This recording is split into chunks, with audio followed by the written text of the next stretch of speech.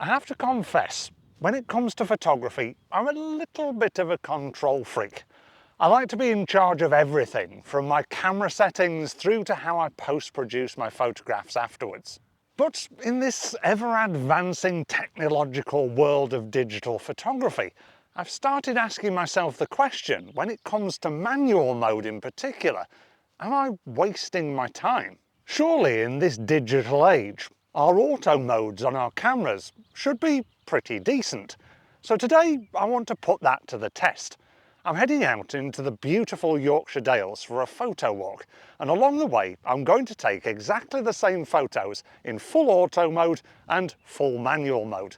I'd be really interested to see if you can tell the difference, and if so, which one you prefer. So let's head off.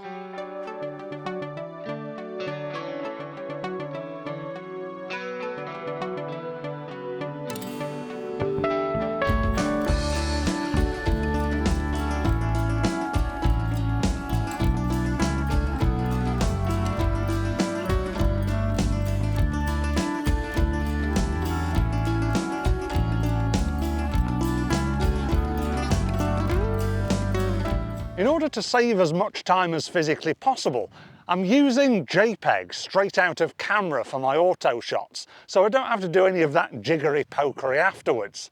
Whereas with my manual photographs, I'm doing the process that I will always do, shooting in RAW, allowing myself to make edits to make them look how I want them to look.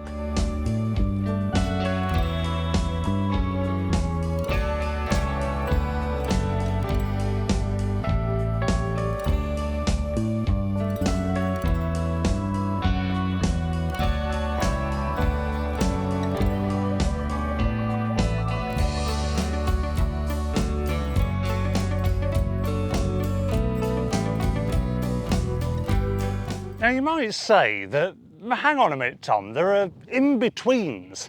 You're going with a bit of an extreme with full auto to full manual. What about aperture priority? What about shutter priority?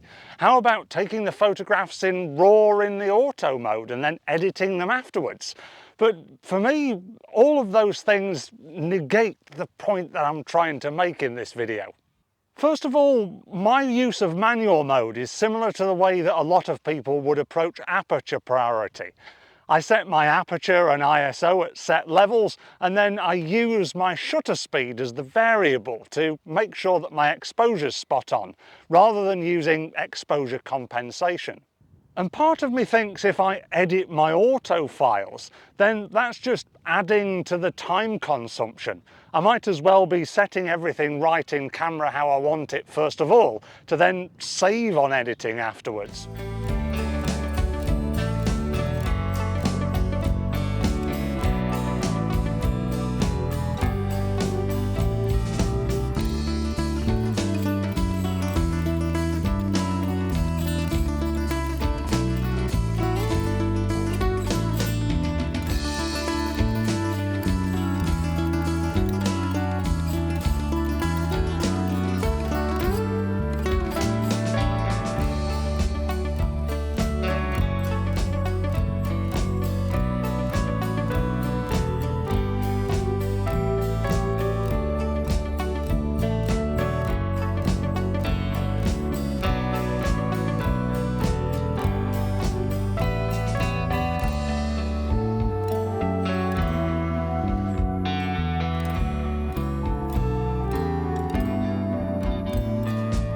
I think looking at these extremes of full auto and full manual at either end of a very wide spectrum can help you to understand where you currently sit on that spectrum and maybe even where you'd like to end up. Because either end of it might not be the ultimate finishing point for any one of us. It purely comes down to the type of photography that you like doing and the way that you like to approach it. Well, it's been an absolutely wonderful walk. But the question still remains, could you tell the difference between my photos? And if so, which ones did you prefer? Let's head to Studio Tom for the big reveal and to see if we can come to some conclusions. Thank you very much out on location, Tom.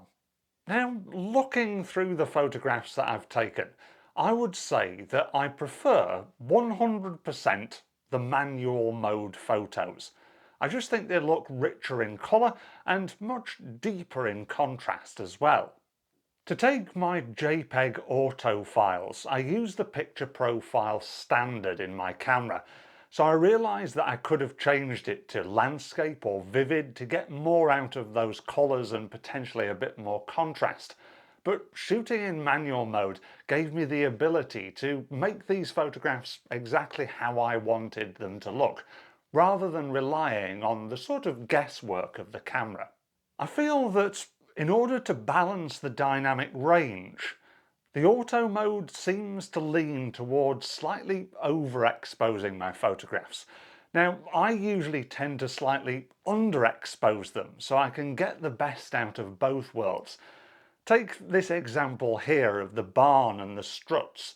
When I took this photograph, my intention was to get the detail in the stonework of the barn and some of the textures in the old wooden beams, as well as the sky looking like the sky should. The auto mode just has completely missed the point on that. The barn is in silhouette.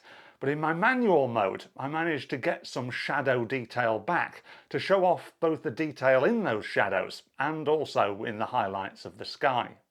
I also find when I'm out on a walk and photographing in a landscape setting, I will tend to go for photographs of specific subjects rather than the wider landscape itself. Personally, I just think it pins something down within the landscape that draws our eye so we can look at it. In order to achieve this, I will often use a wider aperture, creating a shallower depth of field in order to place more prominence on my subject and make it stand proud of the landscape. For quite a few of the photographs in this set, I opened my aperture to f2.8, whereas the auto mode seemed to settle around f5.6. For me, the difference was quite stark, especially in this shot of the barbed wire fence, where I was trying to draw people's attention to the textures and details within the fence and the walls themselves. Whereas I feel in the auto shot, the background, although it's still out of focus a little bit, plays a much more important role. So, am I wasting my time with manual mode? Looking at this, absolutely not. As I said at the very beginning of this video, when it comes to photography, I'm a control freak. I like to know what my camera's doing, how it's doing it, and how I'm achieving my intention for each and every photograph that I take. I don't think the auto mode did a terrible job. I feel that the photographs that came out of it were perfectly acceptable, and maybe with a few extra tweaks in terms of picture profiles and maybe some physical filters in front of the lens, I could have achieved quite similar results to what I achieved with the manual mode. But I can't help but think that if I was going to buy a DSLR or mirrorless camera and just use the automatic mode, I'd be wasting my money. I might as well just use my mobile telephone. In photography, as I said earlier on, there's a spectrum going from full auto across to full manual with various different options in between. And it depends on what you want to photograph and how you want to photograph it, and maybe a little bit of the knowledge that you have and potentially want to gain to which place on that spectrum you sit. For me, the process of photography is all about trying to get things as right as possible in camera and then maybe doing a few tweaks afterwards to get your intention fully across to the viewer. And for me, manual mode is my favoured mode to do that. Ultimately, if you're getting the photographs that you want to achieve in whichever mode you use, it doesn't really matter, as long as you're enjoying the process and getting something out of photography. I hope you've enjoyed this video. If you have, then please give it a like and consider subscribing to the channel if you haven't already done so. And to take your learning further, why not watch this video next? Thank you very much for watching. Until the next one, it's bye from me for now.